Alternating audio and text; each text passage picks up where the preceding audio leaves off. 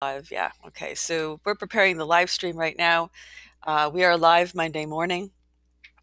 I'm just waiting to make sure this live stream connects completely, and then I'm going to switch over to, I'm going to begin our report. Here we go. All right, there we go. Here we are.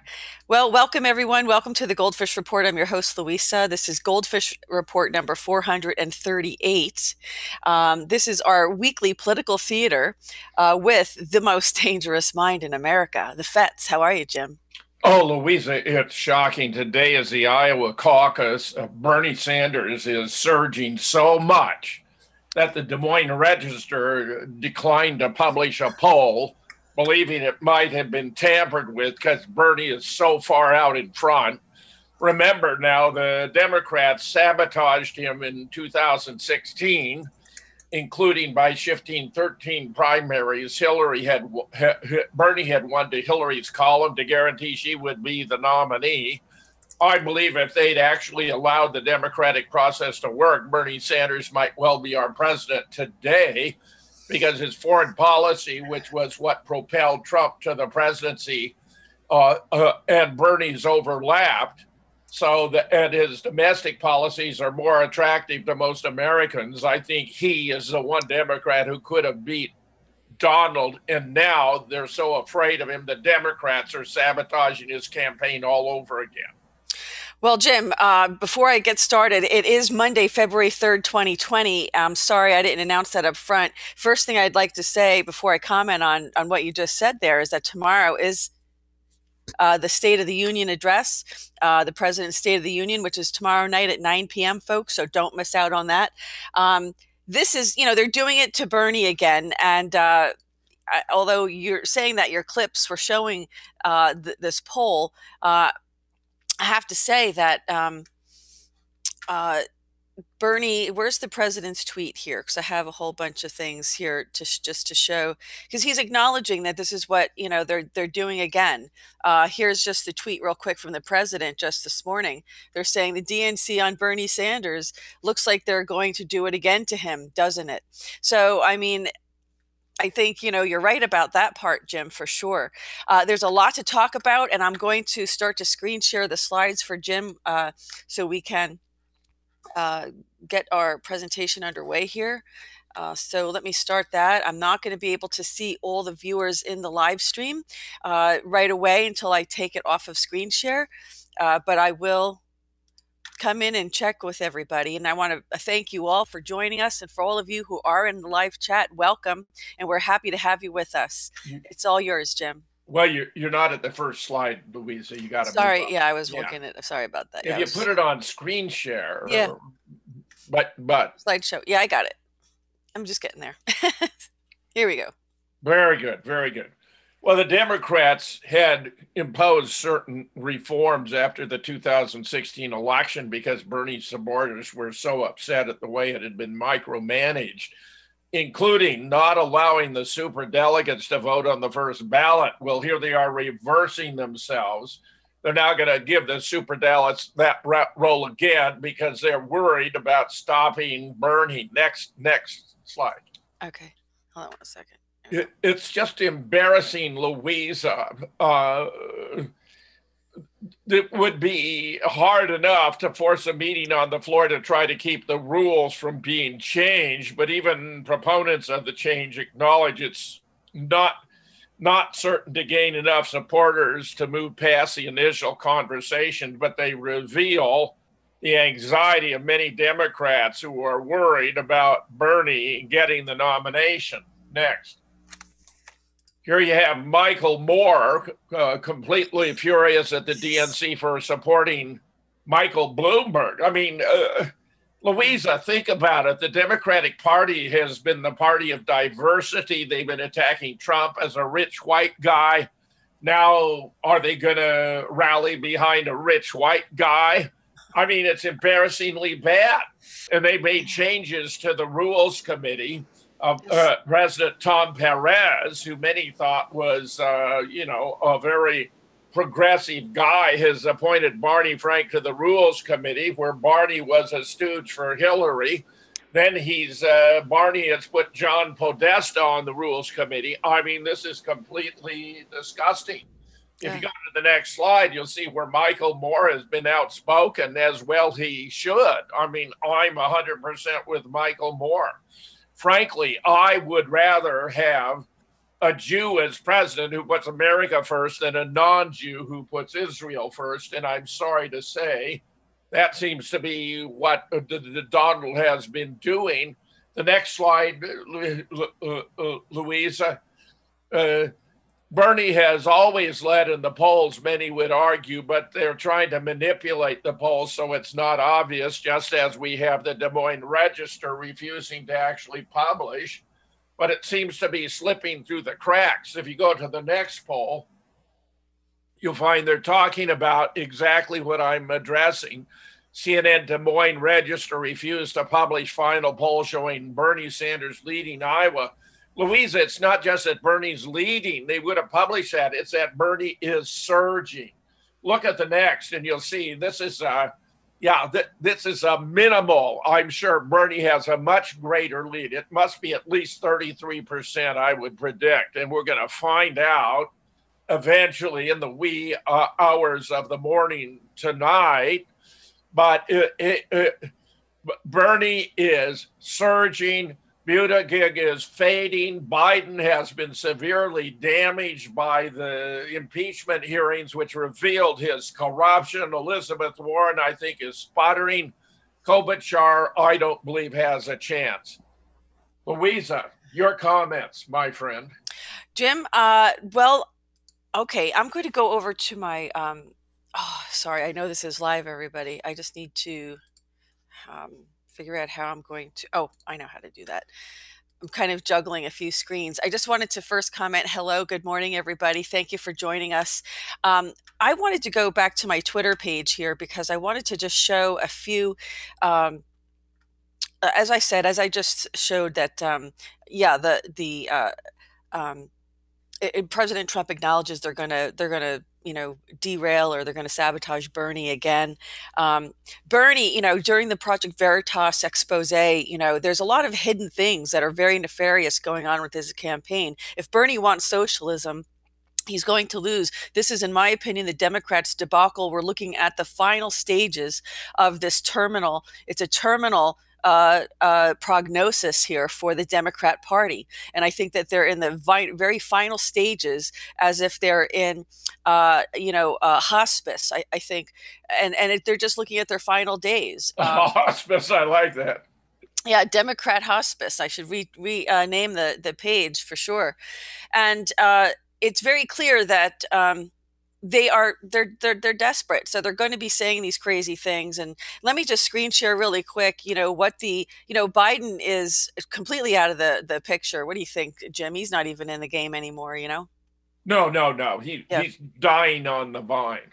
Well, like I said, their political career is in hospice. And so this is the Bernie, campaign. This is their, the Joe Biden is look at this massive rally here. I mean, there's about 25 chairs and, it's over. I mean, it's over. When you're in hospice, that's what you have to do, is you have to face the end. And that's what this is. It's hospice. And, compared to, of course, oh my God, these Super Bowl commercials, we didn't get to it yet, but, they're supposed to be, not objectifying women and opposing trafficking. They skate on the edge of indecency. They go as far as they can go. It's a porn show. I mean, it's a damn porn show, for goodness sakes. For goodness sakes. Not quite, but suggestive thereof. Absolutely. So I do have some clips regarding the president, but I'll wait until we get back to that. Let me get back to our slides so we can continue the screen share on this, Jim. And let's. Yeah, because there's much more. Yeah. Right. Good. Right. Okay. No, you got to flip down all the way, Louisa, to the second set. Okay. See, it took you back to the beginning. I know, I did that. Okay, we're there. So here we go. Bear with me. The DNC is overhauling their debate rules to make way for Bloomberg. I mean, this is outrageous. Yeah. This is the antithesis of what the Democratic Party is supposed to stand for. In the past, you had to secure at least 15% support plus a very large distribution of contributions from small donors. Well, they are altering those requirements to let Bloomberg participate in the next debate. So they're getting rid of this small donor contribution, meaning they're going to let a billionaire buy his way onto the Democratic stage. Next slide, Louisa. Candidates will now need to earn at least 10% in 4 polls or 12% in 2 to participate. Any candidate who earns at least 1 delegate in the national convention in either Iowa or New Hampshire will also qualify for the Nevada debate. But the key, the new criteria eliminate the individual donor threshold, which was used for the first 8 debates, including next week's in New Hampshire. Bloomberg, the self-funding billionaire, has refused to take donations from other individuals, which has thus far precluded his participation in any of the debates. I don't think anyone's going to contribute a nickel to this guy. He's one of the richest men in the United States. He has an estimated fortune of $55 billion. Trump, by comparison, is a piker at only $3 billion. This is all really shocking. Turn to the next. This is a Trump tweet. Mini Mike is now negotiating both to get on the Democratic primary debate stage and to have the right to stand on boxes or a lift during the debates. This is sometimes done, but really not fair. This is a very clever tweet on multiple grounds because it's striking Bloomberg where it hurts. He's 5'8". The average height for men in the U.S. is about 5'10". So he's short. And the idea of emphasizing it by suggesting he's trying to stand on a box is just devastating. I mean, Trump is just brilliant at public relations. Yeah. Check the next one, Louisa, and you'll see Bloomberg's massive ad campaign hikes the TV prices for other candidates. That's because he's paying his big bucks and leaving the others having to struggle to get their ads on the air. And because there's an increased demand, but the supply is fixed, the prices are going to go up. Check the next slide. And we have, of course, Bloomberg's ad onslaught comes with benefits to Democrats around the country, too. His ads have pushed issues that are critical to the party, like healthcare and climate change. And he's attacked President Trump relentlessly in key swing states. But most of all, Louisa is putting his emphasis on gun control. If you go to the next slide, you can actually start playing this if you put your cursor right. In 2014, the NFL rejected this pro-Second Amendment Super Bowl ad from Daniel Defense. It's been a long road getting here. And a lot has changed since I got back.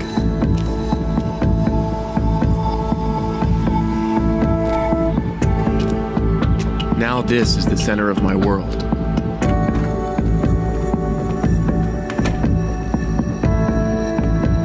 And my family's safety is my highest priority.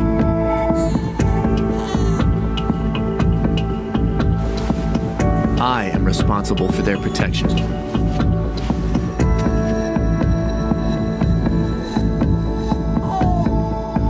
And no one has the right to tell me how to defend them. So I've chosen the most effective tool for the job. Daniel Defense. Defending your nation. Defending your home. According to the Whoa, Jim. No, keep going. It's going to show the Bloomberg commercial. Oh, I'm sorry. There's more. NFL, they rejected the ad because it was promoting firearms. I don't know about you, but from what I saw, it was promoting the Second Amendment and self-defense. Daniel Defense even said they'd take down the image of the gun and the logo and replace it with an American flag, and the NFL still said no. But when Mike, I want to be Senator Palpatine Bloomberg wants to run an anti-Second Amendment ad, oh, they roll the red carpet out and say, please, Senator Palpatine, give us your dark force money and make us one of them anti-gun commercials. Morning Joe has the exclusive first look at Bloomberg's Super Bowl spot. George started playing football when he was 4 years old. He would wake up every Saturday ready for the game. That became our life. He had aspirations about going to the NFL. On a Friday morning, George was shot. George didn't survive. I just kept saying, you cannot tell me that the child that I gave birth to is no longer here. Lives are being lost every day. It is a national crisis. I heard Mike Bloomberg speak.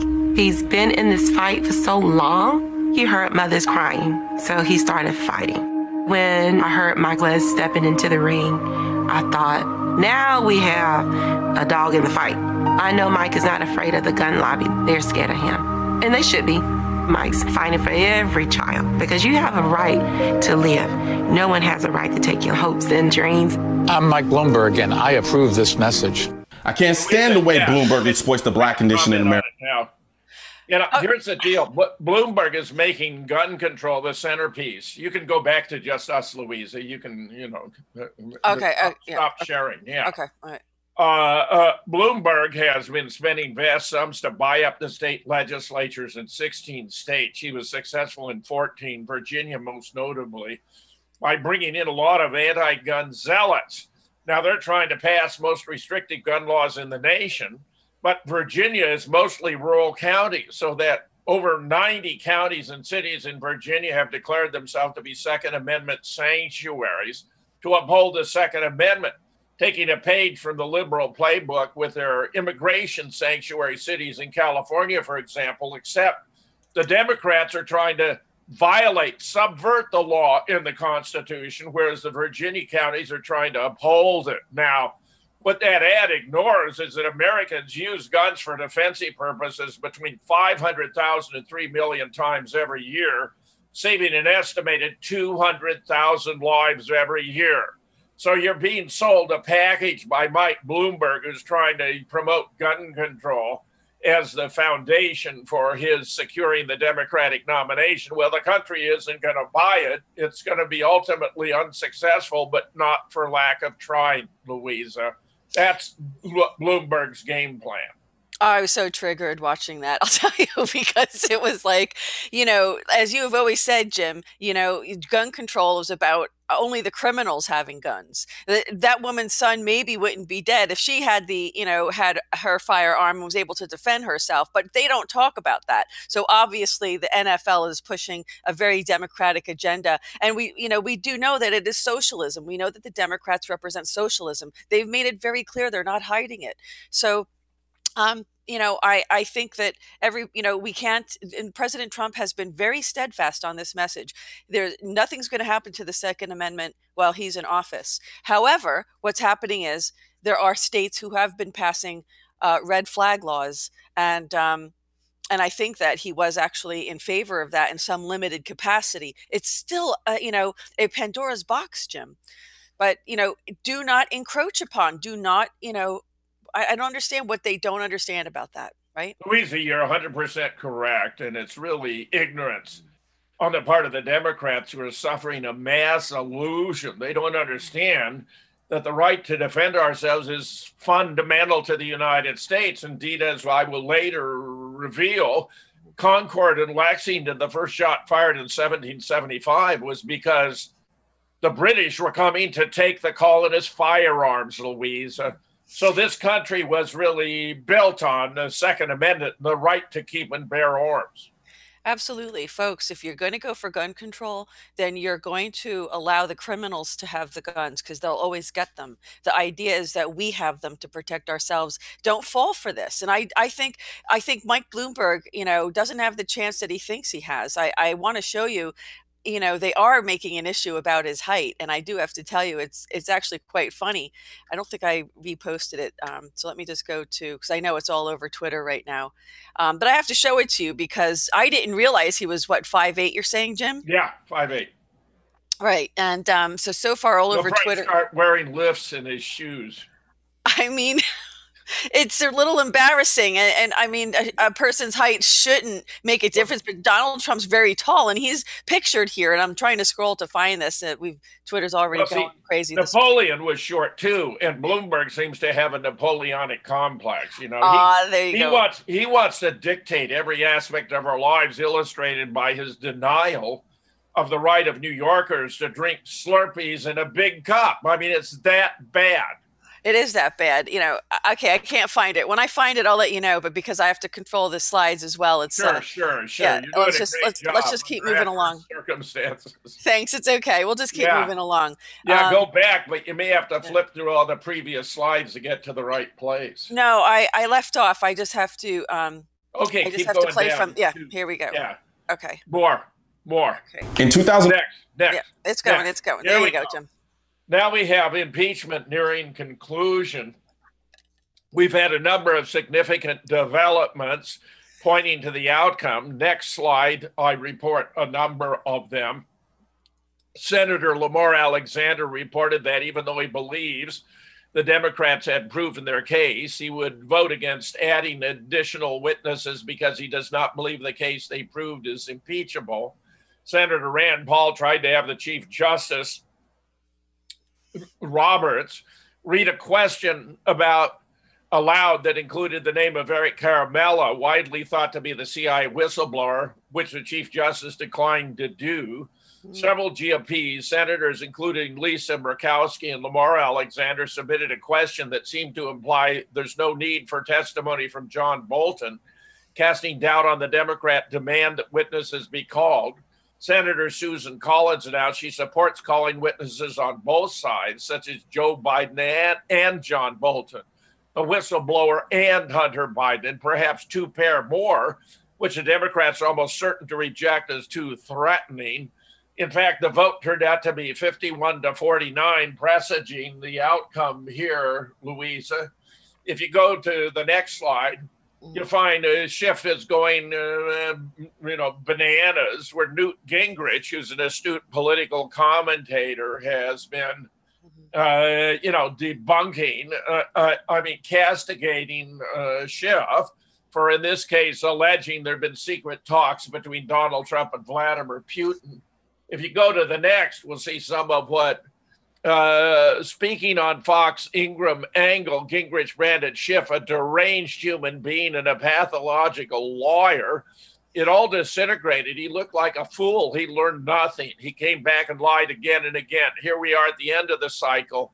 He goes back and decides to lie again. I think somehow people have to decide that Adam Schiff is a compulsive, uncontrollable liar. I don't think there's any doubt about it, Louisa. Go to the next. Yeah, I completely agree.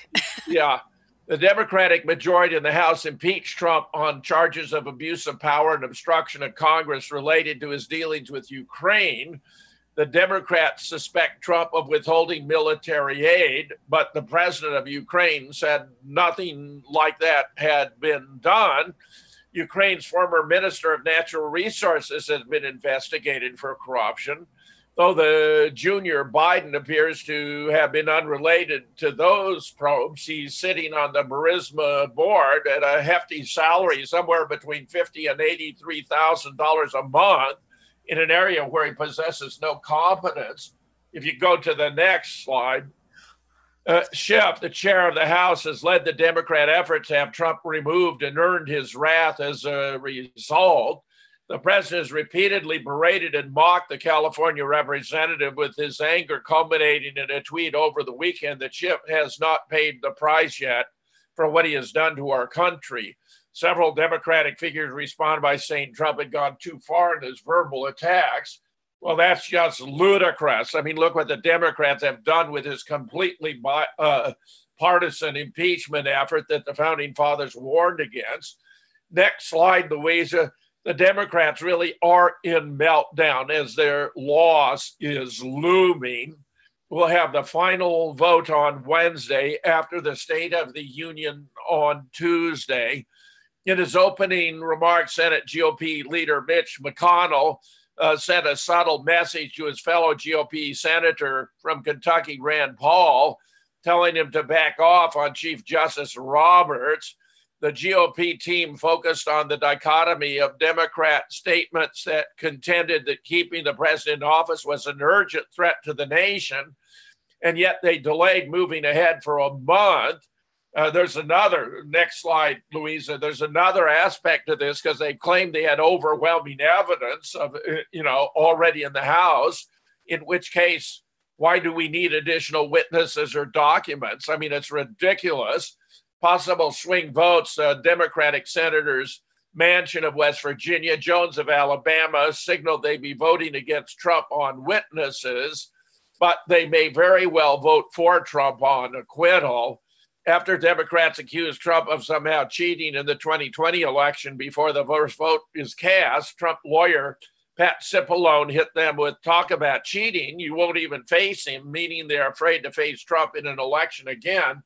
I think that's 100% correct, Louisa.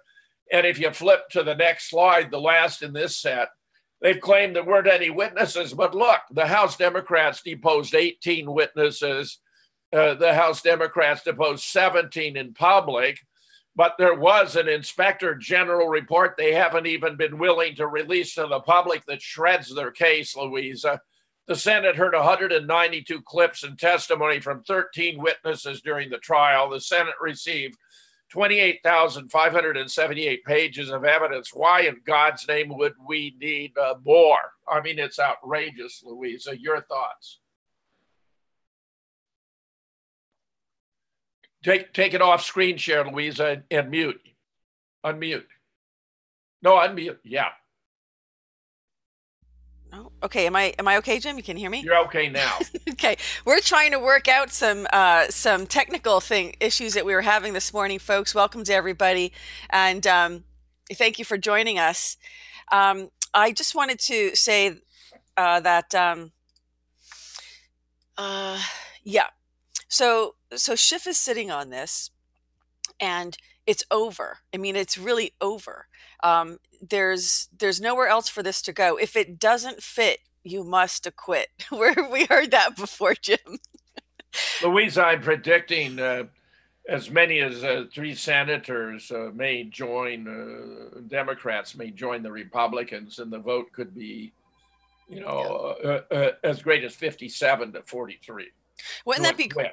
Wouldn't that be great if we had that today and in time for the State of the Union tomorrow? Well, but it's not. But that's part of the negotiating. That the Democrats wouldn't allow it to happen until after the State of the Union. Right. Where Trump, it appears, is going to be very optimistic. I think you're going to hear minimal about the impeachment. He no doubt has to address it in a sentence or two, but I think that will be it.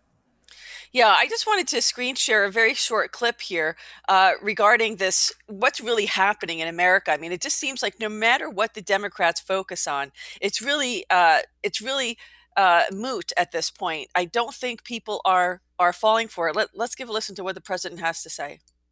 We've cut taxes at the highest amount ever in the history of our country. In the meantime, I really believe this administration, me and this administration, we've done more than any administration in the history of our country. We've rebuilt our military. We've cut taxes at the highest amount ever in the history of our country. I mean, you see what's going on. There's a revolution going on in this country. I mean, a positive revolution. So African American, Hispanic American, Asian American, we have the best numbers we've ever had. African American, the poverty numbers are now reversed, and they're the best that they've ever had. So I don't know how anybody could possibly beat me with that vote. So we'll see how it does. Yeah, he's absolutely right. There's a revolution going on, and it's called a Q-volution, because there's a plan to make this a better place, and Donald Trump has the ability to do it. And I just think any Democrat that's going up into the race, I think it's pretty late right now for Bloomberg to get into the race. But Jim, I have to tell you that you're right about this size issue, because I don't think there's ever been a president that, I mean, in recent history, right, that's been usually the tallest, I think, in the debate. Yeah, but Bush-Gore was an exception, and actually that was a stolen election. Right, it was. Gore legitimately won, but Bush took it. They had to force the vote to get Bush Cheney into office to bring us 9/11. Okay, hold on one second. Discard. Okay, I was trying to get something. I have to report on something. Trump has made you know how brilliantly he sums up his opponents. Yeah, corrupt Hill, and. Report on some massive censorship, and just let me know, Jim, when you're ready for me to jump in to do that, because it's I am. Go ahead. Can I do that right now? Okay, good.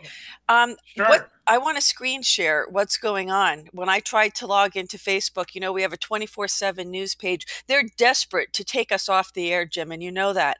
And they've done, as that's why we're having some technical problems this morning. This is what happens when I log into Facebook. You can't use Facebook right now. And they blocked me for 3 months, but it doesn't even matter because now I'm completely locked out. I have no idea why, and I didn't do anything wrong.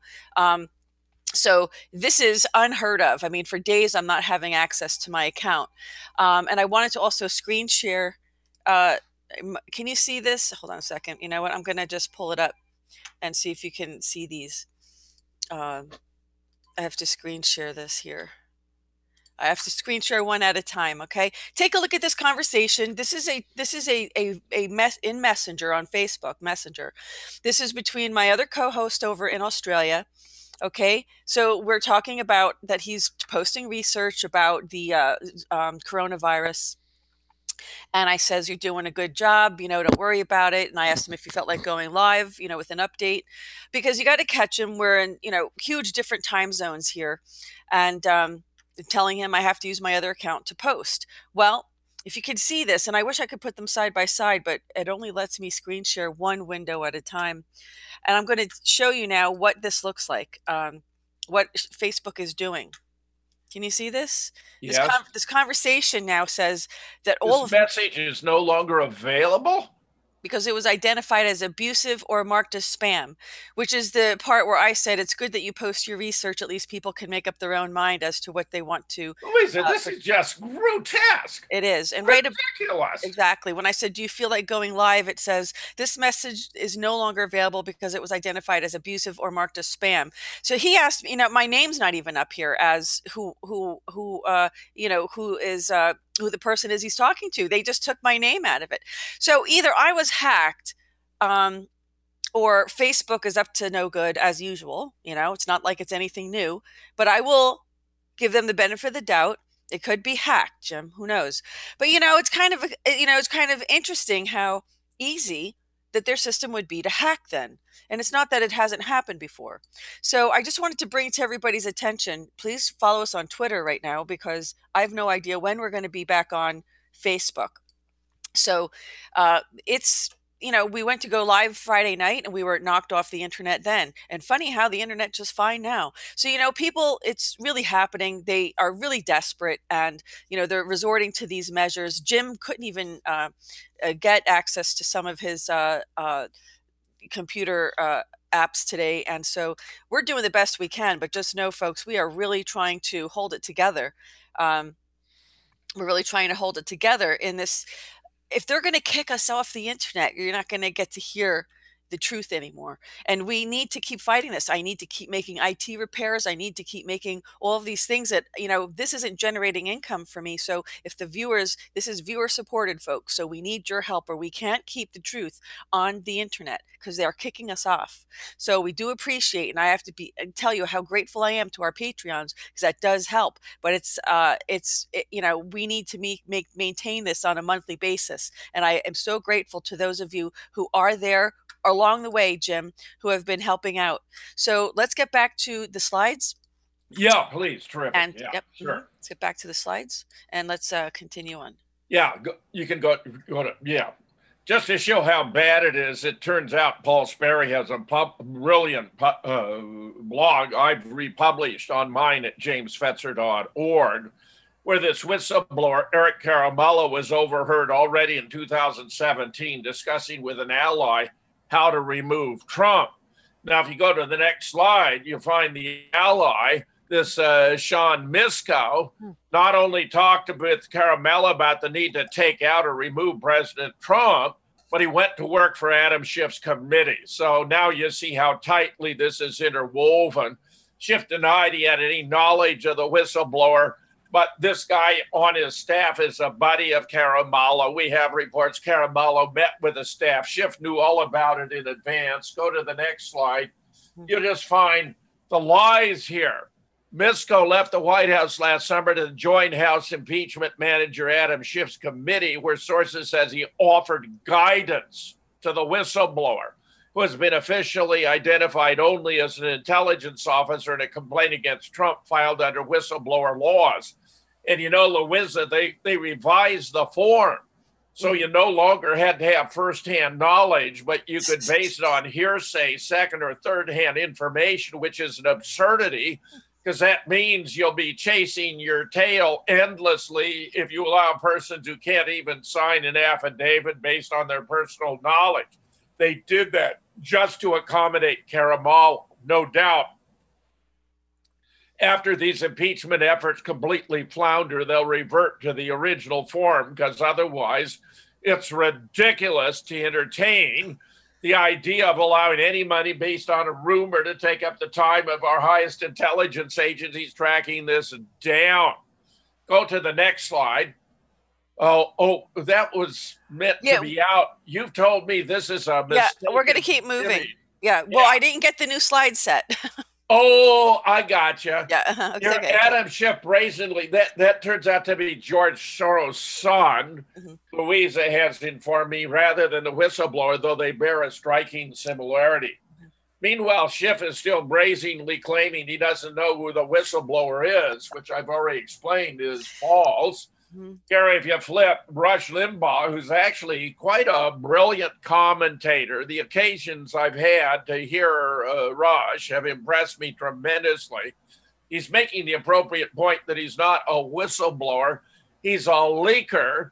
And of course, all these issues were based upon differences in policy. They had nothing to do with any corrupt acts. That came out during the hearing when the three key witnesses, the two ambassadors and another aide, reported that to their knowledge there was nothing illegal or even impeachable in the transcript of the phone call, which means the whole thing was a charade. Right. Go to the next, Louisa.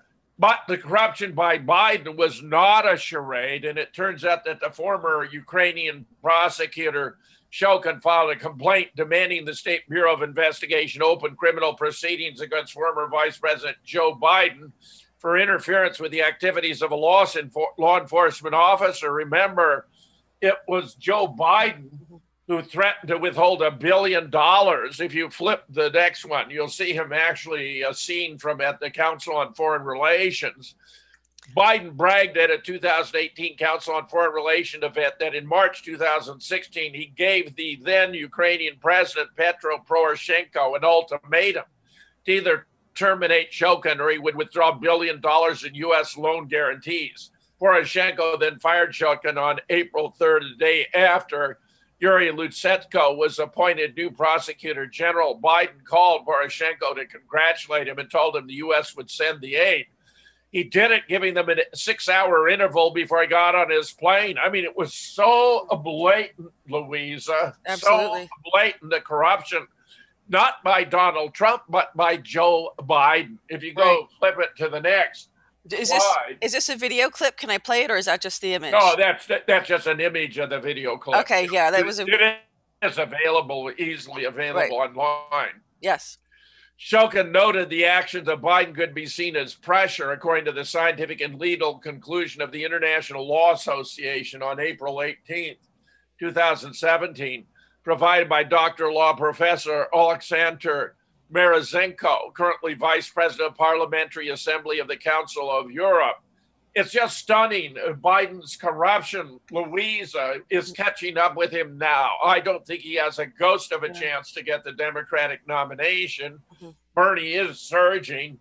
The Democrats are in a panic mode, and they may even move in the direction of Bloomberg, God forbid, contradicting all the principles of diversity, the working man, the little guy. To make a billionaire their nominee, and he's a short one at that, Louisa.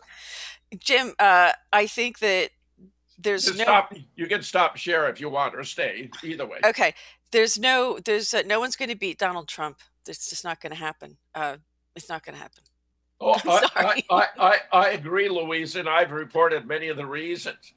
Pelosi's bitter power play was Trump, to coin a phrase.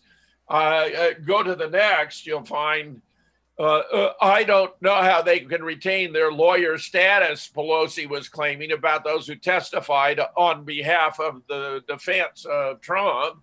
She was responding largely to comments made by Alan Dershowitz, who asserted on the Senate floor presidents cannot be impeached for actions designed to boost their reelection if they believe retaining a grip on the White House is in the best interest of the country. And every public official I know, he said, considers that to be the case. Well, here's a more exact characterization. We have a treaty with Ukraine for mutual assistance in criminal investigations. There was corruption here. Trump was asking to investigate.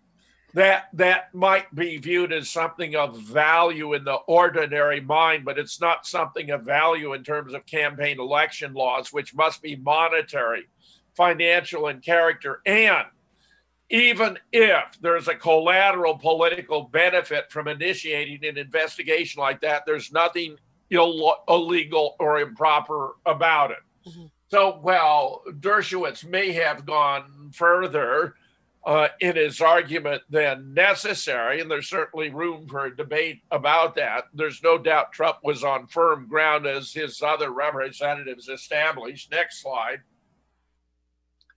Chief Justice even shut down Schumer, who was trying to suggest that the Chief Justice could cast a vote if there were a 50-50 split. When it's a 50-50 split, since you don't have a majority of 51, the motion would fail. But he was trying to encourage the Chief Justice to take a stand, which the Chief Justice rejected. I think it would be inappropriate for me, an unelected official from a different branch of government, to assert the power to change that result so the motion would succeed. Putting down Schumer very appropriately. Next slide. The Chief Justice visibly irritated with Warren's suggestion his legitimacy is tainted over the impeachment trial. Elizabeth Warren has gone way off the cliff here. At a time when large majorities of Americans have lost faith in government, Roberts read, does the fact that Chief Justice is presiding over an impeachment trial in which Republican senators have thus far refused to allow witnesses or evidence contribute to the loss of legitimacy of the Chief Justice, the Supreme Court of the Constitution? Warren was way off base here in trying to suggest that he had compromised his legitimacy. If you go to the next, you'll find Roberts angered. It's difficult to say what Warren's plan was here, but angering Roberts and the rest of the justices on the Supreme Court when you're running for president seems unwise at best. Next. Fox News reported upon finishing the question, Robert became visibly irritated and pursed his lips and shot a chagrined look. If we're being honest, isn't that how we all feel when listening to Senator Warren? I find it excruciating. She's a school marm, and she's always lecturing us. I hate her style, Louisa. I don't think this woman can be a serious candidate. But look at the next slide about what's going on here. Right in your own state, nearly 200 citizens' guns have been seized in New Jersey under red flag laws in 4 months, many of them permanently. Louisa, this reinforces a threat that Bloomberg would pose as a candidate because he's making gun control, really gun confiscation, the centerpiece of his campaign in Louisa.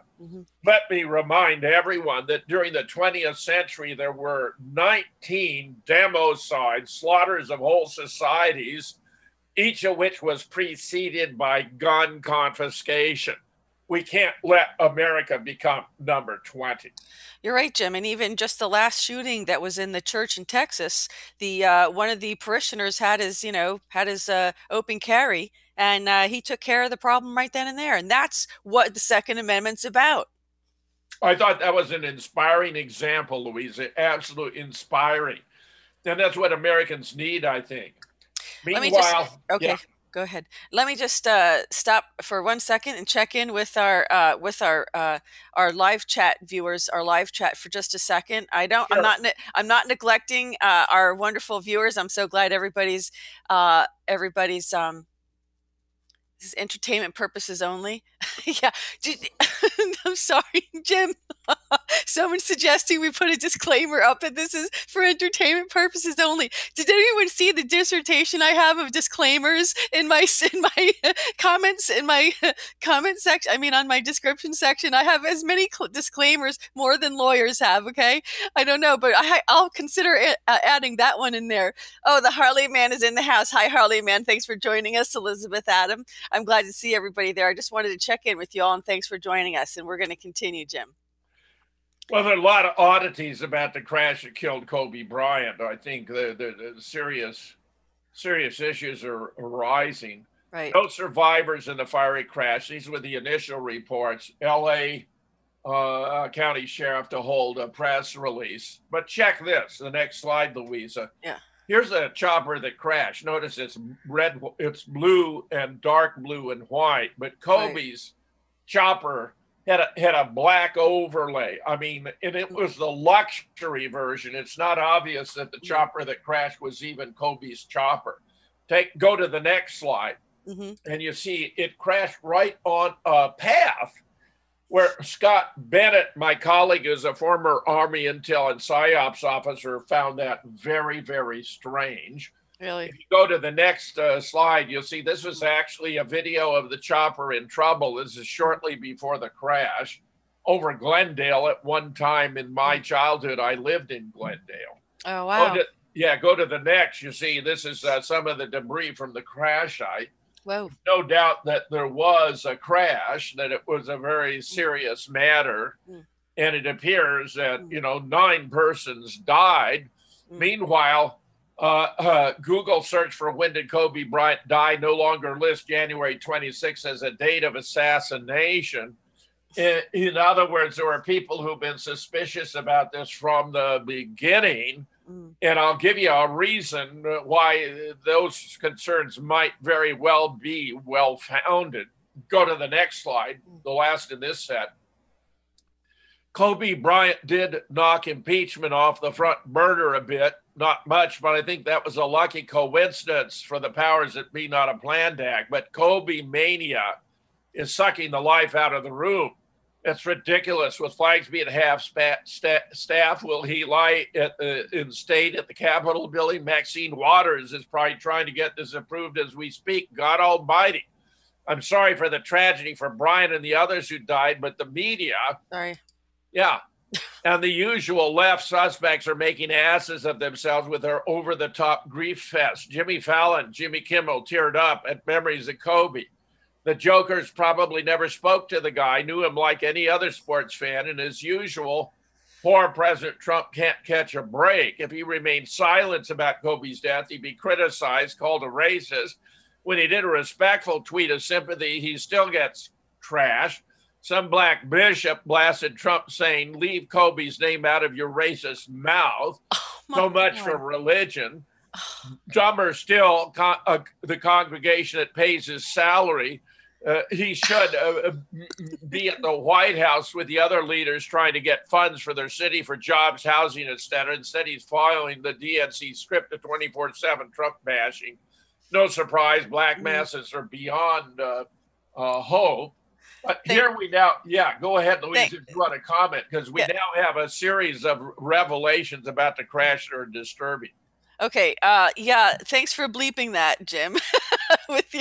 There was some language in there that I didn't. I know. Thanks for that. I'm just checking out. Kobe flipped and left, in my opinion. Look, I'll add it on there. There's nothing wrong with adding it on there. Might as well. I agree with you, Liz, and I think I'm going to do that as well.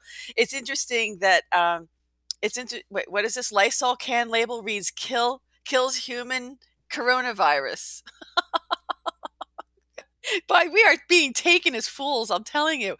If Kobe Bryant was alive, I think he would, he's either, it's either a fake death or, don't you think if the world was announcing he died, he'd step up and say, no, that wasn't me. So something, I don't know, one or the other. It's got to be one or the other, right? So something's going on.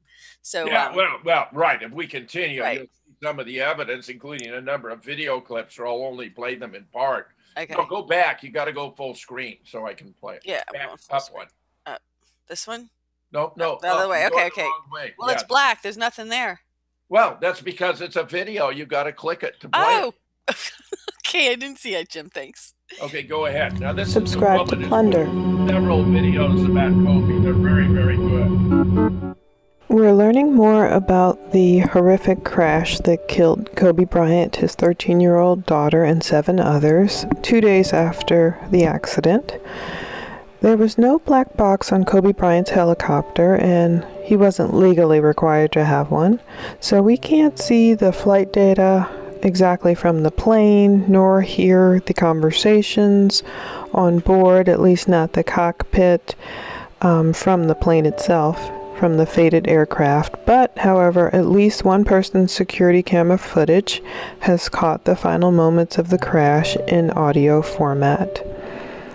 According to 10 News San Diego, Bryant's helicopter took off from John Wayne Airport in Orange County at 9:06 a.m. on Sunday, but Bryant's aircraft maintained a steady rate of climb after departing that airport until about 38 minutes into the flight. You're going to hear the audio coming up, and I just want to warn you that it just might be a little upsetting, and I promised the owner of the audio that I would be sensitive to the subject because people lost their lives. People lost loved ones in this accident. And so I just want to credit first off for these photos and another different video coming up. Dylan, the owner of Hyper Productions, Inc., Hyper Dark and Life of Hyper. You can find his Instagram link below, as well as the others. The person who caught the security camera footage containing audio of Kobe Bryant's helicopter accident in Calabasas on Sunday at approximately 9:45 a.m. was Acme reporting on Instagram. So let's listen to that footage.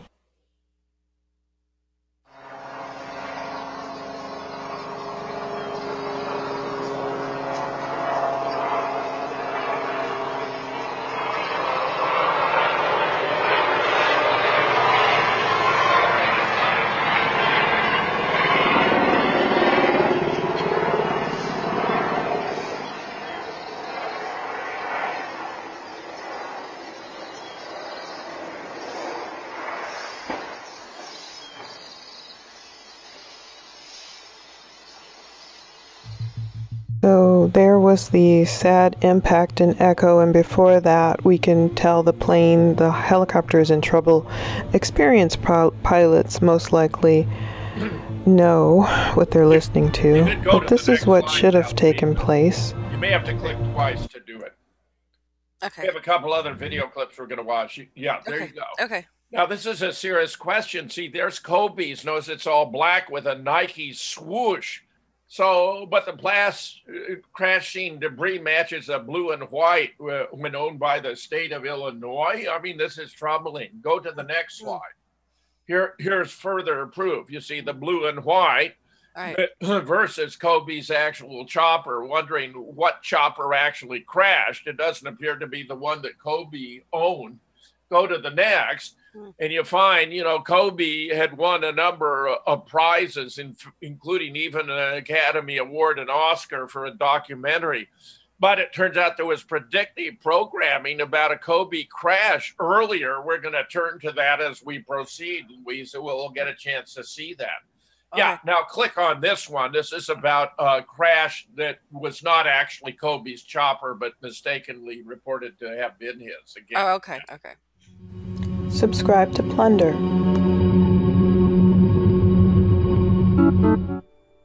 So perhaps you've seen this video on your social media feed, Facebook or Twitter, or Instagram, Snapchat, somewhere. Per Fox 13, it's a fake video claiming to show the Kobe Bryant helicopter crash, but that's actually a chopper that clipped the Ras Al Khaimah wire near Dubai in 2018. Unfortunately, 4 crew members on board were killed in that fiery crash.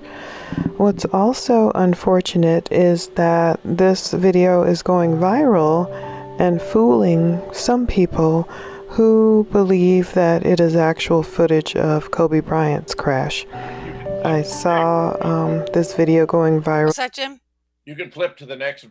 Next Yeah, slide. I mean, we did feature this last week, but I'll tell you, it's really some sick minds trying to fool people with videos like this. In any event, I mean, it does depict a crash, so it gives you an idea of a crash. But perhaps Right. It's so just for not our actually purposes, Kobe's. Right. so for our purposes, the GoldFish Report stands corrected that the video we showed last week, what was reported to be Kobe Bryant's helicopter crashing, there's not the validation that is in fact that was the footage of that crash, but footage of another crash. Chilling video footage is now, no, not yet, Louisa. Emerged showing Kobe Bryant's helicopter circling the skies of Glendale, California, aggressively minutes before it crashed, killing the 41-year-old NBA legend and 8 others. The video was shared to Twitter by a user with the handle Their Only Dreams, who spotted the helicopter flying above the house and immediately started filming. If you go to the next, we'll play this last clip a little bit longer because it's got several aspects to it. This is talking about, look at the flight pattern. Yeah, look at all the circling around, right. Because they were denied access to a restricted area and had to circle, but appear to have actually flown into the side of that low mountain there in the fog. So go to the next slide now, Louise, and we have more. Subscribe to Plunder. We'll play a little more of this. Yeah. Okay. Because there's a couple of issues that show up here. Fair use, folks. Fair use. Fair use. As I'm sure y'all know by now, we've got the really, really tragic news that LA Lakers legend Kobe Bryant, basketball star, he was only 41, him and his 13-year-old daughter Gianna, they died in a helicopter crash in Calabasas, California, early this morning. And there were also 7 other people, one being a basketball coach who died with them. Now, there's something eerie that's going viral now. There's this post in Facebook that was posted in November of 2012, where this person, they posted, Kobe is going to end up dying in a helicopter crash. Now, I don't know what that was about or why they posted that, but there are people who have been posting today. They're mad over this post. They're telling the original poster, to take this post down. This was in Facebook. And the person, they had posted saying they're sorry, FFF, using the F word. Yeah. I don't know if this post is still up in Facebook, but this is very, very eerie.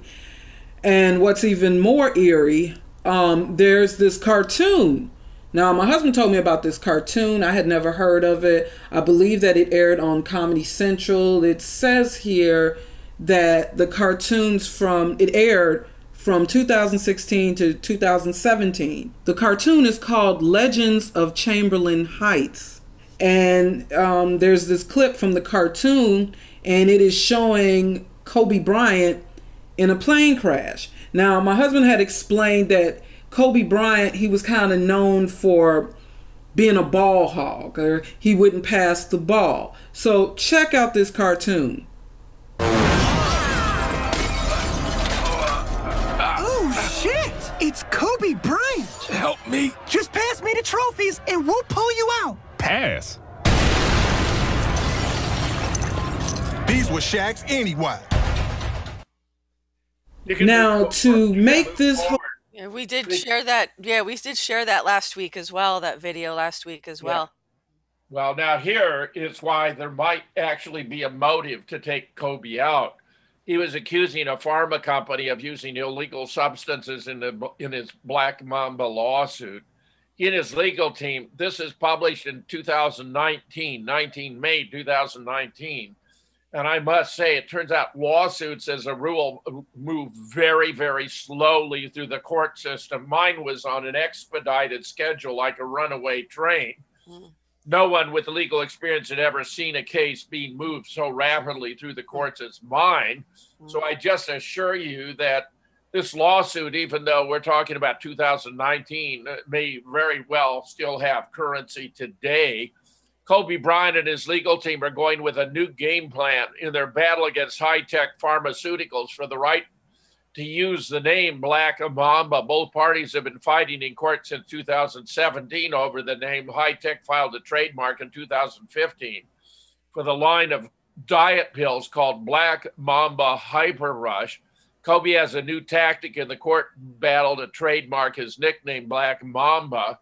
Well, that's not so much about the content as about the trademark, but Louisa, you can, you can stop the screen share and comment or stay there and offer your thoughts.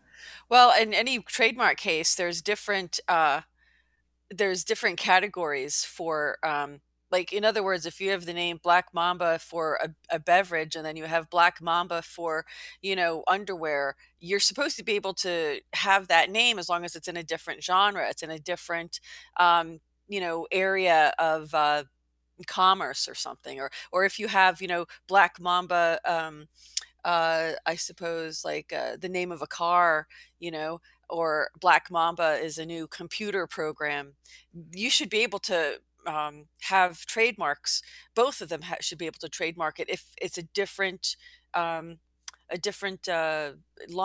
different, like I said, entity, different aspect of commerce. If it's in the same aspect of commerce, then you can't trademark that. From what I understand, as I have filed for some of those myself, so I know that there is that distinction that has to be made. So it may be the motive, if any, if this was indeed an assassination, was other than the trademark issue, because your points are very good, Louisa. Thanks, Jim. I mean, I'm not a patent attorney or trademark attorney, but, those shouldn't, I'm not quite sure. There could have been other battles, other things involved in there too. So let me just go back to screen share. And I just want to thank all of our viewers who are joining us and who are with us right now. I see you in the chat, and I'm not able to comment because I've got the full screen on right now. So I will check back with you in another minute. So we'll go from here, Jim. Yeah, well, this is in relation to the peace plan, which Trump has described as a deal of the century. While the Palestinians were bracing for the worst, which they would get. If you go to the next slide, we'll talk about some of the elements here. While Israeli PM Netanyahu described the proposal as a once-in-a-lifetime opportunity Israel cannot miss, the impending release of the plan has sparked impassioned reaction by Palestinians. Reports surfaced that Palestinian President Abbas refused a phone call from Trump ahead of Trump's meeting with Netanyahu and his rival Benny Gantz on Tuesday. Benny Gantz is of the blue and white. Netanyahu, the Likud party, where they are in turmoil politically in Israel over being unable to form a new government. The move by Abbas of refusing the phone call was hailed by Palestinians across the social media, who praised him for sticking to his ongoing boycott of the Trump administration. Palestinian leaders threatened to withdraw from the Oslo Accords, arguing the Israeli acceptance of the deal, which allegedly supports Israel's annexation of all West Bank settlements in the Jordan Valley, would make the 1994 deal null and void. The death of the two-state solution could be seen across Palestinian media, with the Prime Minister, Mahmoud Sataya, saying it is nothing but a plan to finish off the Palestinian cause.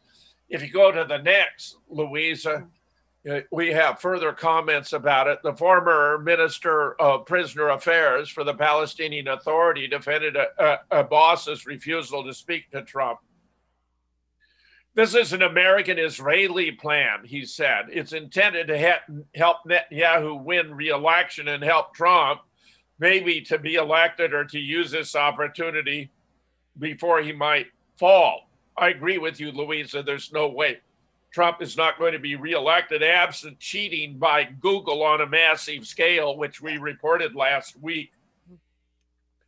Where Robert Epstein, the former editor-in-chief of Psychology Today, said in over 30 years of research in the behavioral sciences, he'd never seen such enormous effects from just sending out a get out and vote notice. It doesn't cost Facebook or Google a dime, sent selectively to Democrats, which can bring up millions of votes, where he estimated their manipulation in 2016 already produced between 2.6 and 10.4 million votes for Hillary Clinton.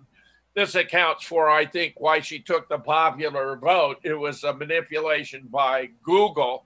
The boycott, divestment, and sanctions movement called for intensifying boycott campaigns across the globe in response to the U.S. plan. I agree with that 100%. If you go to the next, you'll see the map, Louisa. Now, I was so intrigued that Donald Trump said that there would be a contiguous state, meaning boundaries that surround the entire Palestinian state, that I was eager to see the map. And it turns out that the contiguousness is artificially created by above ground bridges and underground tunnels. In other words, it's a farce. Mm-hmm. This is a complete farce. And anyone who's ever, followed the encroachment of the Israelis on Palestinian land know that it began in 1947, where the Palestinians own 90% of the area. Now they're reduced to about 10%. It's completely outrageous. Go to the next slide. Declassified documents expose Israeli plot to prepare Arab lands for Jewish settlement using martial law. Between 1948 and 1966, over 150,000 Arabs living within Israel's post-independent borders were governed by military rule, faced curfews, travel restrictions, and the threat of arbitrary arrest and expulsion. Now it appears they're planning more of the same. If you go to the next slide, Louisa, the document, excerpts of which have been published by Haaretz, part of a report by the Ratner Committee, a government committee established in late 1955 to examine the possibility of abolishing martial law in the Arab-majority territories of Israel, entitled Security, Settlement, and Land Question. The codicil discusses provisions governing the 156,000 Arabs who stayed behind in the territories that became part of Israel after the 1948 Arab-Israeli War, where another 800,000 fled Israel during the period. Next, a secret supplement which characterized martial law as a tool in the struggle against Arab trespassers. Notice how that's begging the question by presuming this land legitimately belongs to the Israelis. Argued that in the long term, only Jewish settlements, dubbed security settlement in the document, could ensure the security of the nation's borders. Therefore, the document said it was necessary to ensure the systematic Jewish settlement of the three Arab majority zones in which military government was implied, the North, Center, and Negev area. Ultimately, the secret codicil recommended that until the stabilization of security settlements in the few reserve areas that can still be settled, it's essential to maintain the military government in these places and to strengthen its apparatus, which is very clearly what's going on here with these new moves.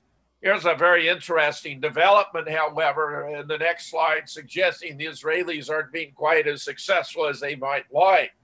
Watch. U.S. Harvard law students walk out en masse as Israeli ambassador begins to justify Jewish settlements. Israel may have occupied the United States White House and other seats of power in the world, but it is hardly winning hearts and minds among ordinary people in the West. Watch the video below. It shows Harvard University law students walk out en masse as Israeli ambassador begins to give a talk about the legitimacy of the Jewish settlements in the occupied Palestinian territories. Now, I have more slides about this, Louisa, if you'd like me to proceed before you comment. Well, there's no more here, so yeah. No, you got it. Yeah, that was the end of that set, right? I got a second set on the peace plan. Okay, yeah, exactly. Okay, I'll wait until you're done with the topic. Okay. Carter says Trump's Middle East plan violates international law. Jimmy Carter said Thursday President Trump's Middle East plan would violate international law and urged the UN to stop Israel from annexing Palestinian land.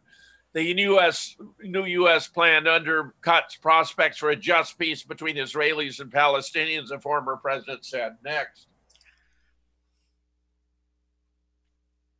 If implemented, the plan will doom the only viable solution to this long-running conflict, the two-state solution, said Carter, who brokered the landmark 1978 Camp David Accords that brought peace between Israel and Egypt, he urged UN member states to adhere to UN Security Council resolutions and reject any unilateral Israeli implementation of the proposal by grabbing more Palestinian land. It's very embarrassing, Louisa, but Jimmy Carter has it exactly right. By calling Israel the nation state of the Jewish people, the plan also encourages the denial of equal rights to the Palestinian citizens of Israel. 100% correct. Trump presented his long-awaited plan Tuesday alongside a PM, Benjamin Netanyahu, his close ally, who afterwards signaled he would seek to annex a large part of the West Bank. Trump's plan recognizes Israeli sovereignty over most of the West Bank settlements in the Jordan Valley, as well as an undivided Jerusalem. The plan backs a Palestinian state with a capital on the outskirts of Jerusalem, calling it East Jerusalem, but says the Palestinian leadership must recognize Israel as a Jewish homeland and agree to a demilitarized state. This basically is surrendering any effort to bring justice for the Palestinian people, Louisa. So Jimmy Carter is 100% correct. If you go to the next, the assassination of Soleimani, what really happened and why it matters, it appears the Israelis targeted Soleimani for assassination, and I'm convinced that Bibi told Trump that he'd position himself for a triumphal re-election if he were to take out Soleimani, just as Barack Obama positioned himself for a triumphal re-election by taking out Osama bin Laden, except Osama had been dead for a decade. The raid in Palestine was a complete fabrication. He was even our man in Afghanistan. He was an officer in the CIA, Colonel Tim Osman. An official of the agency even visited him in a hospital in Dubai shortly before his death from his medical maladies on 15 December 2001 in Afghanistan, where he was buried in an unmarked grave with local obituaries. Both Fox News and CNN published reports about his death at the time. David Ray Griffin even has a book about it, Osama bin Laden, Dead or Alive. If you go to the next slide, you'll see Bibi, warning his cabinet not to get involved in the U.S. murder of the Iranian general, trying to create a fake shield as though Israel had nothing to do with it. I'm absolutely certain Israel actually targeted him. If you go to the next, however, this is a truly fascinating development. The guy who was responsible for the assassination of Soleimani, his name is Michael Deandra, the head of operations against Iraq, Iran, and Afghanistan, was in America's most advanced spy platform and mobile command center with all equipment and documents now in enemy's hand. The plane was shot down over Afghanistan. I believe that, in fact, it was the Russians who used a satellite to take out the plane. I regard this as a very appropriate act. They're not going to put up with this nonsense any longer. If you go to the next slide, you'll see Robert Fisk, who's a completely brilliant guy and authority on the Middle East. Trump's deal of the century is so absurd and banal, it's impossible to take it seriously. Truly, all must read these 80 pages, and every reader should go through them twice in case first time round they miss some of the extra egregious indignity inflicted upon the Palestinians. If you go to the next, the 80-page peace plan contained 56 references to vision in its first 60 pages, each with a capital V to suggest that the deal of the century was a supernatural revelation, which, however, could have been written by a super Israeli, saying goodbye to the Palestinian refugees, the famous, infamous right of return, and all who now rot in the camps of the Middle East. Farewell to the old city of Jerusalem as a Palestinian capital, adieu to UNRWA, the UN relief agency, which welcomed a permanent Israeli occupation of the West Bank and the total annexation of almost every Jewish colony built there against all international law. It's a given, of course, has been for days, that this nonsense might cast some magic dust over the travails of the leaders of America and Israel as the two rogues, Donald Trump under impeachment, and Benjamin Netanyahu, charged with corruption, grinned to the applause of their supporters in Washington. It became clear at once that this mendacious document, containing absurdity, burlesque, and dreary banality in about equal measure, destroyed forever any hope of an independent Palestinian state of any kind. That's not what it said. You only had to glance at the verbiage, whereas Israel's occupation, the longest in modern history, was described as a security footprint, and where the Oslo Accord was trashed as an agreement that produced waves of terror and violence. If you go to the last slide in this set, Louisa, you'll find that I did an interview with Nick Kollerstrand, the historian and iconoclast, unraveling the mythology and theology behind the Wailing Wall and Israeli claims to the lands of Palestine, exposing the hypocrisy behind the fraudulent Trump-Netanyahu deal of the century. This is a really fascinating historical study, Louisa, which I embedded in the article by Robert Fisk, and you can find therefore on my blog at jamesfetzer.org. There's a bit more to go, Louisa, since this is our final topic. If you want to move forward, I have several more stories about the reaction to what's happened here. Well, I'd like to comment on this first. I mean, I'd like to say right off the top that I do agree with Jimmy Carter. I think there does need to be a two-state solution. I get so tired of hearing how much more Israel needs, how much they need to expand, how much more. And it just seems that they're being very greedy and just want their, I don't think it's a very fair situation. The Palestinians have suffered enough, and I'm not in favor for, taking more of their land and shutting them out. This has got to stop. It's just got to stop. How many more? I mean, thousands of years they've been fighting. Let them figure it out for themselves. I mean, I don't know what else to say. If Trump can't really make peace, Trump's got to make a real effort to give the Palestinians what they deserve and not treat them like they're lesser life than the Israelis. I mean, it's kind of like how it feels and how it seems, and it's got to stop. We got to stop this already. Okay. I agree 100%, Louisa. Those are wonderful words you've just expressed. However, I have to disagree about Netanyahu or whoever has the opinion that Trump needed this to seal his reelection. Trump did not need. Yeah, Trump did not need this to seal his reelection. I don't know why they did it. Other than the fact that he is claimed to be a terrorist, and under the Patriot Act, we have the right to defend ourselves from terrorists. That's the administration policy claim. But I'm just saying that you're talking about Soleimani. Yeah, I'm talking about Soleimani. I'm just saying that as you said, I didn't think that we needed to. Right. Good luck fixing that. I didn't think that Trump needs that at all. And of course, let's not forget. The president did say he wants an end to wars, and there has to be, and there is this plan. There is a plan. That Q. Let's not forget about not putting this in context of Q. Is what Q says is that Israel is for last. So we'll wait and see. There's so much high 5D chess going on here. There's plays that we don't understand yet, but we will come to understand them after the election, folks. I think there's going to be some really good things to see. And that's from the intel that I get and from what I see from where I sit. I think we're in for some really good things after the election. I think that we just need to use discernment and, wait for that to happen. But again, I finally agree with Jimmy Carter on something. That's very good, Louisa. We all agree. This is correct. I like the way you expressed it. I agree with everything you just said. Thank you. Meanwhile, here we have some reactions. Thousands of Jordanians protest Trump's deal of the century, stage a sit-in outside the U.S. Embassy. And there is more. Go to the next.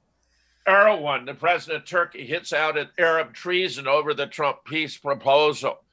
Jerusalem cannot be left to the bloody claw of Israel, Turkish president declares shame on Saudi Arabia, the United Arab Emirates, Bahrain, and Oman for being open to the plan. Turkish President Erdogan on Friday blasted several Arab countries for giving general backing to a Middle East peace plan unveiled by the United States, condemning it as treason. Some Arab countries that support such a plan commit treason against Jerusalem as well as against their own people, and more importantly, against all humanity. Erdogan told his party's provincial heads in Ankara. Next. Oh, sorry, here you go. Sure. Erdogan, a strong advocate of Palestinian rights, singled out Saudi Arabia, the United Arab Emirates, Bahrain, and Oman. Saudi Arabia in particular, you are silent. When will you break your silence? You look at Oman, Bahrain, and Abu Dhabi is the same, said the Turkish president. Shame on you, shame on you. How will those hands that applaud the plan give an account of this treacherous step?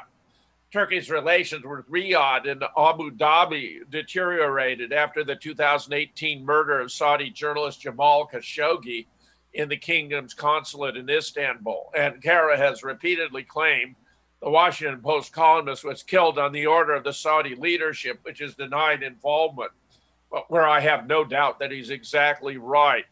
On the conflict that engulfs Libya, Turkey supports a UN-recognized government in Tripoli, while Saudi Arabia and the United Arab Emirates back Eastern commander Khalifa Haftar, who controls 3/4 of Libyan territory. Next. Palestinian Authority cuts all ties with the U.S. and Israel over the deal of the century. The Palestinian Authority has stopped recognizing whatever ties with the United States and Israel after the U.S. announcement of the long-awaited outline of a controversial pro-Tel Aviv scheme, which Washington seeks to resolve the age-old Palestinian-Israeli conflict. Next. Countering Trump. Whoops, sorry. Oh, it jumped ahead on its own. Okay. Yeah, it's okay. Countering Trump, Abbas insisted Palestinians would press ahead with their legitimate struggle using peaceful means. According to Palestinian UN envoy Riyad Mansour, the Palestinian Authority chief would be speaking at the UN Security Council in the next 2 weeks about the U.S. plan. The envoy also said he hoped the 15-member council would vote on a draft resolution against the scheme. However, Washington, which has unexceptionally used its veto power in favor of Israel at the council, is almost certain to cast a veto against any such resolution. The Palestinians would then take their objection up with the UN General Assembly, where even Washington cannot strike down any unanimously approved resolutions. Next, Iran's Fars news service has been knocked off the web by a U.S. Treasury order. Now, what bothers me about this profoundly, Louisa, is this can be a move that is made prior to a military action to make it impossible for people to obtain accurate information about what's taking place here. I'm very troubled by that, combined with what you find in our final 2 slides, the same story, namely, U.S. deploys usable nuclear weapon amid continuing war threats against Iran. This is just from February 1st. The Pentagon deployed a new, smaller nuclear warhead aboard the ballistic missile submarine USS Tennessee as it sailed into the Atlantic last month. In the midst of our spiraling crisis with Iran, the weapon known as the W-76-2 warhead has an explosive yield of roughly 5 kilotons, a third of the destructive power of the Little Boy bomb that claimed the lives of 140,000 people in Hiroshima.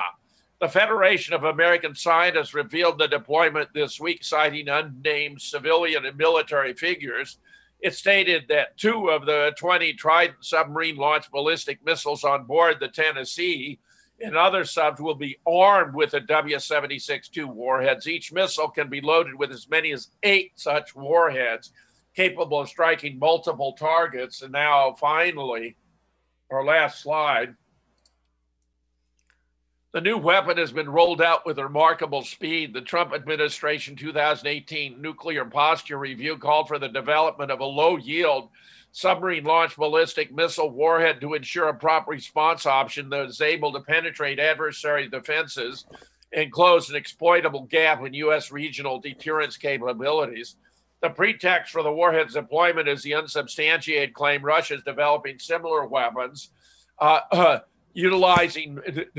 adopted a doctrine of escalating to win by utilizing low-yield nuclear weapons with the expectation Washington would not retaliate with strategic warheads for fear of initiating an all-out thermonuclear war. The Pentagon's argument has been that a low-yield and rapid reaction ballistic missile is needed to restore deterrence. The report by the FAS strongly suggests, however, that this alleged Russian doctrine is a pretext, and it's much more likely the new low-yield weapon is intended to escalate first use of nuclear weapons against North Korea and Iran. Remember, it used to be the U.S. doctrine that we would never be the first nation to deploy nuclear weapons. That doctrine, which gave the world at least a sense of apparent reassurance that the U.S. is not a monster nuclear aggressor, now appears to have been completely forfeited. It points out that both the U.S. National Security Strategy and Nuclear Posture Review envision the use of nuclear weapons in response to non-nuclear attacks and large-scale conventional aggression, and that the NPR, the Nuclear Posture Review, explicitly states the W-76-2 warhead is designed to expand the range of credible U.S. options for responding to nuclear or non-nuclear strategic attack. Washington does not rule out. Sorry about that. You go back. A Sorry nuclear about that. strike, including against non-nuclear armed countries like Iran, as a first strike by the United States. Louisa, this is appalling. This is a terrible development, and I'm very, very profoundly distraught. You could go to non-share, because we're done with the slides. Hold on a second. Hold on. Yeah, I don't think we're going to have any nuclear war at all. I think that, there's a lot of posturing going on. There's some people. There's some rogue countries. I don't think the United States is going to do nuclear again. I think we learned our lesson. President Trump's going to get reelected. He will lose a reelection if he goes into using nuclear war. He just doesn't have, he's not. I joke around and I call him Teflon Don, but he's not really that Teflon. He can't do anything he wants and think he's going to get reelected. So, I think there is a limit. I like to think that the president is doing things that are in America's best interest, but I don't think that that nuclear war in any way. There's no provocation from Iran. We've already taken out Soleimani, and of course, it wouldn't make sense, Jim, because we went to take out Soleimani, and there was no other. Only the other intended people the people who were with him were taken out. It wasn't like there was any collateral damage from people, passerbyers, or any other people. I think that we have that technology to do that. Drones or not drones, we can take out individuals with drones. There's never a need for nuclear war ever again. And I think we're going to be, and I think because you have to keep them for a certain period of time just to make sure that other people who have them don't use them. And sadly, you have it, but I don't think we're going to have that nuclear war. I really don't. God, I want you to be right, Louisa, about this point, among many others. It would be extraordinary if nuclear war were a relic of the past. I wish I could believe it.